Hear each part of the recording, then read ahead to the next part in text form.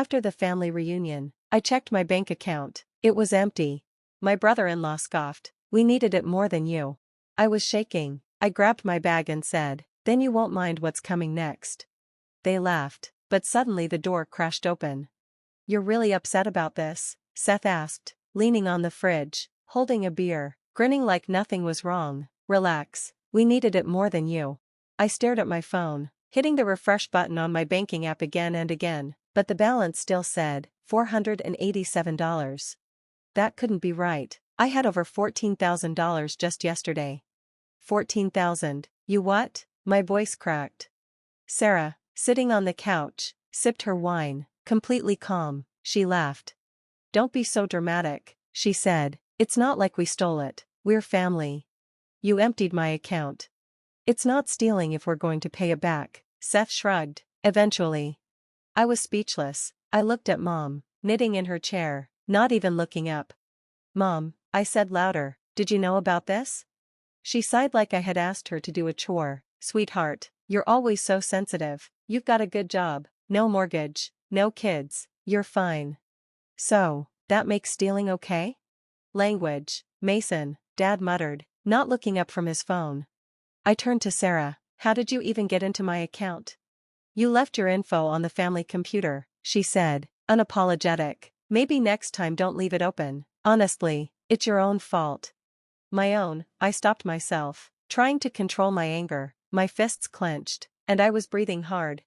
"You're making a bigger deal than it is," Seth said. "It's not like we spent it on junk. We paid rent, bought groceries, just got by. You didn't ask. We didn't think we had to," Sarah snapped. "You've been paying for stuff for years. What's the difference if it comes from you or through you?" I grabbed my bag slowly. No one moved, no one apologized, no one seemed surprised. "You're leaving already?" Mom asked. "Yep," I said, zipping up my coat. "But don't worry, I'll be in touch." "Don't be like that." Sarah rolled her eyes. "We needed it more than you. That's just facts." I reached for the door but stopped, turning back to them. "Then you won't mind what's coming next." They laughed, but outside, things were already changing. "You've always helped. That's what you're for, right?" "Hey, you okay?" My cousin Jen caught up to me as I walked to my car, fists clenched. "No," I muttered, yanking open the door. "I heard what Sarah said," she said softly. "That wasn't right." I didn't answer. If I did, I'd scream. This wasn't the first time. For years, I was the responsible one, the one with the steady job, the one who didn't need help, so they saw me as the family's bank. It started small. Sarah forgot to pay her phone bill once, I covered it. Then Seth lost his job and needed a little something. I even offered to pay for their daughter's birthday gift, except I didn't. They just expected me to. And each time, they acted like I owed them. "You're lucky, Mason," Mom would say, sweet but sharp. "You don't have the struggles your sister does. God gave you ease so you could share it. Family means supporting each other," Dad would say. "You wouldn't be here if it weren't for us." Translation: "We gave you life, now give us your paycheck." I never asked for anything, not when I was laid off for 6 months, living on rice and eggs, not when I skipped vacations for 3 years to rebuild my savings, not even when I helped pay off Sarah and Seth's credit card debt 2 years ago. They never paid me back, they never even said thank you. "You still coming to the family reunion?" Sarah had asked last week. "Yeah," I replied. "Should I bring anything?" Her answer was quick. "Just bring yourself, and your card." I thought she was joking, now I know she wasn't. 2 days after everything happened, Sarah called me. I didn't pick up. She called again, and again. Then Seth texted, "Just call her, man, she's freaking out." I finally picked up on the 5th try. "Mason," she started, her voice shaky, "we've got a problem." "Oh, we do?" "Look, don't be like that. Something happened." I stayed silent. "The power company came today. We're behind on the bill, a lot behind, and they're threatening to shut it off if we don't pay by Monday." She paused. "So we need your help." I laughed, bitterly. "You drained my savings, and now you're asking for more?" "It wasn't just for us," she snapped. "We used some of it to help Mom and Dad too. Remember Dad's car broke down last month?" I wasn't told. "Because you always say no when it's not an emergency." "Mason," she said flatly, This isn't just messed up, it's criminal. You're being dramatic. It's family, you didn't ask me. We didn't think you'd mind. You've always helped. That's what you're for, right? There it was. That's what you're for. That night, I couldn't sleep. I replayed every moment of the past 5 years. The favors, the small transfers, the way Mom always said, "You're the strong one," the way Sarah rolled her eyes if I hesitated. They never saw me as a brother, a son, a person, just a resource. 3 days later, Mom called. "We need to talk." She didn't ask how I was, she didn't ask about my job, she didn't even ask about the missing money. "We're planning a family dinner, just us, come over tonight." My stomach dropped. "What's this really about?" "Mason," she said, her voice low, "you've caused a lot of tension." I caused tension? Still, I went. Part of me wanted answers, the other part wanted to see if they'd even pretend to be sorry. They didn't. When I walked in, Sarah was already there, arms crossed. Seth sat beside her, looking bored. Mom was in the kitchen. Dad flipped through the mail like nothing had happened. "So," Sarah started as I sat down, "are we going to act like adults or what?" "Depends," I said. "You ready to confess to felony theft?" She scoffed. "God, you're so extra. It wasn't theft. It was family money. You always help. We needed it." Seth nodded. "You can spare it, so why the drama?" "I didn't give permission." "You didn't say no either." "Because I didn't know details," Sarah muttered. I turned to Mom. "And you're just okay with this?" She looked away. "We all agreed. You've always been the one who could handle it. No one even thought to ask. We trusted you." Dad chimed in. "Trusted you to do what's right." I stood up. "And what's right? Letting you steal from me while smiling to my face?" "Stop saying steal," Sarah shouted. "It was for the family." "Then you won't mind when the family deals with the consequences." "What does that mean?" Seth narrowed his eyes. I didn't answer. "Not yet. You don't get to cry now." When I stepped inside the house, everyone was already there. Mom was setting the table, clinking plates loudly. Dad sat on the couch, flipping channels like it was a normal night. Sarah stood by the window, arms folded. Seth lounged at the end of the table like he was about to watch TV, not face the consequences of draining someone's savings.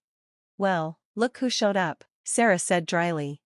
I dropped my bag near the door and sat down without saying anything. "Good," Seth grinned. "Maybe we can stop pretending you were robbed." "I was robbed." I sat down. Mom cleared her throat. "Mason, we know you're upset, but you have to understand, we were struggling. We didn't have any other options. Sarah and Seth, they were drowning." "And you," Dad added, "you've always been the stable one. We knew we could count on you." "You didn't ask," I said, voice cold. "You took. That's not family, that's theft." Sarah rolled her eyes. "You're being so dramatic. We didn't waste it. We used it where it mattered." "No." I reached into my bag, pulled out a printed spreadsheet, and slammed it on the table. $72 for makeup, $900 for takeout, $2,300 for your car loan. Seth didn't think I'd check. He leaned forward, face dark. "You went through our accounts?" "Oh, I did more than that." I opened my laptop. The screen lit up with a neat, color-coded breakdown of every charge and transfer. I filed a fraud report, and guess what? They got back to me. Sarah's eyes widened. "You didn't." "I did." "You called the police?" she shrieked. I turned to Mom. "Still think this is just a family thing?" "This is insane," Dad snapped. "You want to put your own sister in jail? You put yourself there." Then came the knock, 3 hard knocks on the door. Sarah went pale. Seth stood too fast. Mom gasped. Dad froze. "Open up," a voice shouted. "Financial Crimes Unit." Knock, knock, knock. Seth turned to me, voice low. "Mason, tell me you're not serious." I opened the door. 3 agents walked in, wearing jackets that said Financial Crimes Unit. One of them had a clipboard, another held a tablet, and the third was looking around the room. "Are you Mason Carver?" one of them asked. "Yes. Thank you for cooperating, we'll take it from here." Mom put her hand over her mouth. Sarah sat down in a chair, looking weak. Seth just stood there, shocked. One of the agents turned to them. "You're listed as people of interest in an open case involving financial fraud and identity theft." "Identity theft?" Mom gasped. "He's our son." The agent didn't blink. "Being family doesn't make illegal actions okay, ma'am." We didn't steal anything, Sarah shouted. We had a right to it, he always helped us. He always. Just because you think you're entitled to someone's money doesn't make it yours, another agent said calmly. Please stay seated. I just stood there and watched. For the first time, they didn't talk over me, they didn't mock me or laugh. Mom turned to me, her voice shaky and full of tears. Mason, please, we didn't mean to hurt you, we were just desperate. You've always been the strong one, you're the only one we could count on. I looked her in the eyes. You don't get to cry now. She started sobbing. Sarah couldn't speak. Seth looked like he wanted to run but stayed still, staring at the agent. You want to talk about what family is? I said, stepping forward. It's trust, it's respect, it's asking, not assuming, not stealing, not laughing while you drain my bank account. They didn't say anything. I grabbed my bag from the floor and turned to the lead agent. I'll be outside. They didn't stop me. You're free now, Mason, don't go back. I left the house in silence. No one chased me, no one called my name. For once, there was no guilt, no drama, no Sarah yelling at me with her usual, how could you? Just the cold night air and the sound of tires crunching behind me as the agents took them away, one by one. I didn't stay to watch. That night, I drove with no plan, past closed coffee shops and lit up gas stations, my phone buzzing in the passenger seat. I didn't answer a single call. I didn't want to hear excuses dressed as apologies. By midnight, I parked outside my grandmother's old house. She'd passed away a few years ago, but I still had the key. She used to say, if they ever turn on you, Mason, come here, the door will always be open. And that night, it was.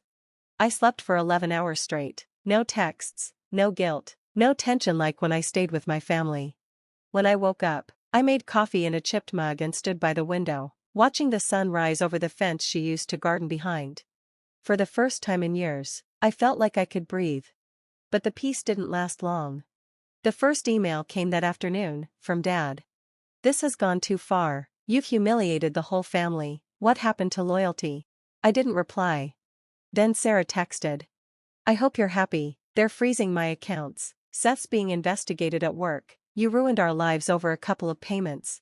A couple? Try tens of thousands of dollars, try 5 years of silent sacrifice. Then came Mom, a voicemail, her voice was soft, cracking. You didn't have to do it this way, we could have handled it like a family, Mason, sweetheart, please, they're threatening charges, they said we might lose the house. I replayed that line, they might lose the house. And suddenly, I wasn't angry, I wasn't vengeful. I just didn't care. Because I had already lost a home years ago, when they decided I was worth more as a bank account than a son. 2 days passed, then a message popped up from someone I didn't expect, Seth. Brother, we weren't close, maybe said 5 words to each other at birthdays, but his text was simple. Just so you know, Sarah's trying to shift the blame on you, says you knew and approved the money transfers, there's a lawyer involved, watch your back. I almost laughed, even now, even with everything falling apart, she was still trying to spin it. That night, I called my lawyer. Send everything, I said, we're not just pressing charges, I want a restraining order too. But not every message was hostile. A week later, I got a short email from Kelly, Seth's sister. I know we haven't spoken in years, but I just wanted to say you were right, about all of it, about how they treat you, about how toxic it's gotten. I used to think you were just cold, now I think you were brave. I stared at her message for a long time. No one in my family had ever called me brave. One morning, my phone rang from an unknown number. I almost ignored it, but something told me to answer. Mason? The voice was small and rough. It was Sarah. I didn't say anything, she kept talking. Look, I know I messed up, I went too far, I didn't think it would go like this. Seth's been suspended, Mom won't stop crying, Dad won't even talk to me, and you. She paused. You always had the power to ruin everything, and you finally did. I stayed quiet for a moment, then I said flatly, I didn't ruin anything, I just stopped letting you walk all over me. Silence. Can you just stop it now? Drop the charges, please, I'll do anything, just make it stop. I almost felt bad, almost. But then I remembered what she said the night of the reunion. We needed it more than you. I smiled, bitterly. No, I said, you made this mess, now you have to live with it. And I hung up. That night, I cooked myself dinner in peace, I played my favorite album from college, sat on the porch with a cup of coffee and watched the world go by. And for the first time since I was a teenager, no one asked me for money, no one tried to make me feel guilty, no one treated me like I was only valuable if I was giving something. I wasn't their bank anymore. I was just me. And that was enough. I'm not your wallet, I'm not your backup, I'm done. It's strange how quiet peace is. No one tells you that. You think it will feel like fireworks, or loud music, or some big celebration. But for me, peace was the quiet of no one asking for money, no one calling me selfish, no one texting me with, "Since you're the only one doing well." Just silence.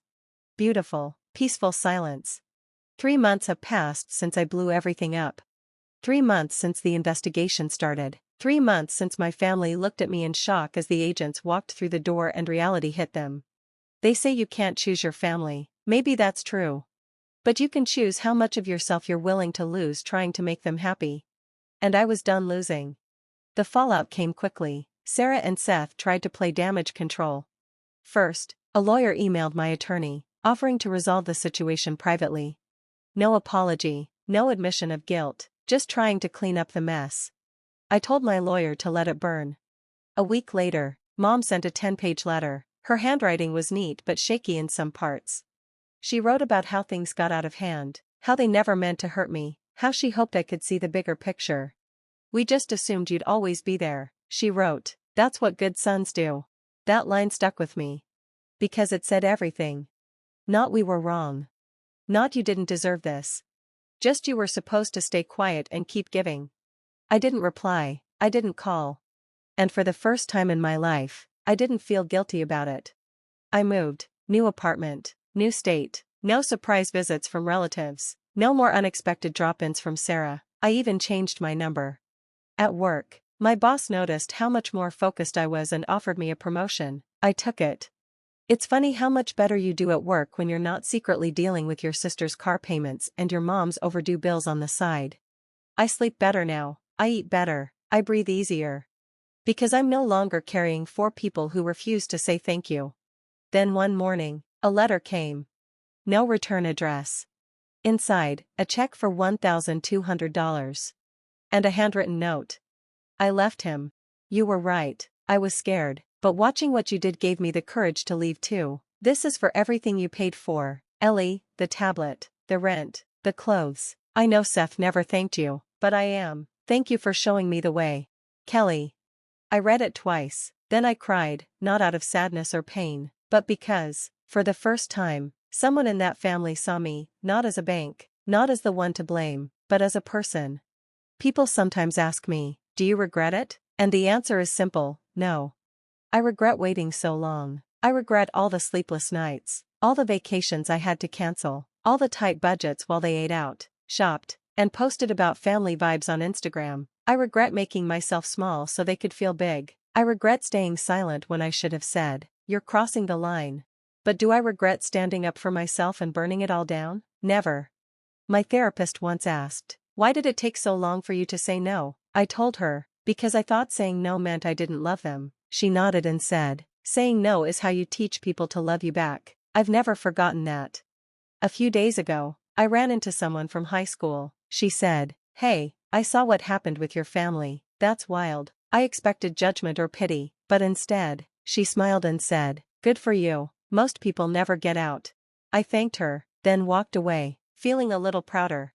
Sarah and Seth are still under investigation. Last I heard, Seth lost his job, Sarah's bank account is frozen, Mom's trying to save the house, and Dad's blaming others for the family falling apart. They still don't get it. I didn't break anything, I just stopped pretending it was still intact. Sometimes, I get flashbacks of that night, the table, Sarah laughing while I checked my account, Seth grinning like it was a joke, Mom brushing it off. "You don't need that money," she said. And now they know the truth. That money wasn't just money, it was my life, my time, my health, my boundaries, and they crossed them for years like it didn't matter. Now they pay the price. I don't celebrate their downfall, but I celebrate myself, for surviving it, for walking away, for not going back, even when the silence felt lonely, even when guilt whispered in my ear like it used to. Because that silence, it's freedom. So if you're reading this, And you've been the strong one, the responsible one, the good son or daughter who's expected to pay and never say anything. Let me tell you what I wish someone told me. You don't have to set yourself on fire to keep others warm. You're allowed to stop. You're allowed to walk away. And when you do, you don't lose a family, you find yourself.